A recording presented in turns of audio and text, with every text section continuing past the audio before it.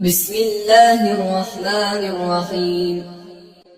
تبارك الذي بيده الملك وهو على كل شيء قدير، الذي خلق الموت والحياة ليبلوكم أيكم أحسن عملا، وهو العزيز الغفور، الذي خلق 7 سماوات طباقا ما ترى في خلق الرحمن من تفاوت فارجع البصر هل ترى من فطور، ثم ارجع البصر كرتين ينقلب إليك البصر خاسئا وهو حسير.